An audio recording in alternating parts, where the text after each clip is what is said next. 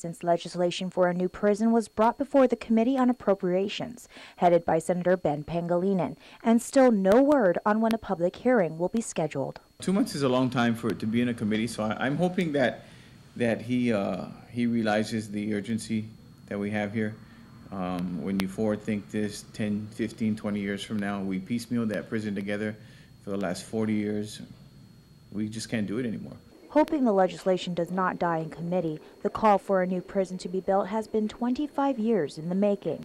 And as we have reported, the Department of Corrections is struggling to house a growing prison population in a facility which has been utilizing the Band-Aid approach, shuffling resources in order to house inmates and detainees.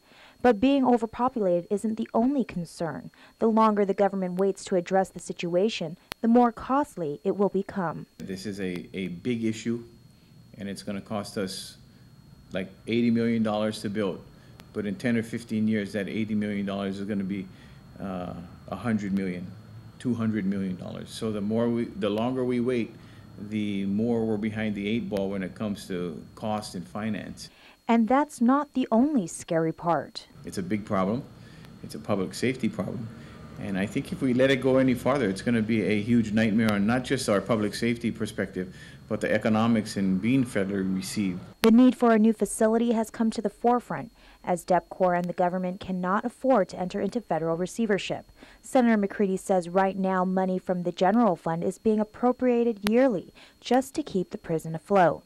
On this quest for a new prison, Senator McCready has met with key players who have expertise in building prisons. We've had nothing but positive feedback.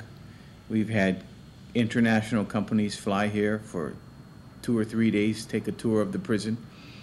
The interest is enormous when it comes to people wanting to invest in that type of infrastructure. However, even with all the interest, the legislation cannot proceed until it makes it out of committee. Reporting for Guam's News Network, I'm Jolene Toves.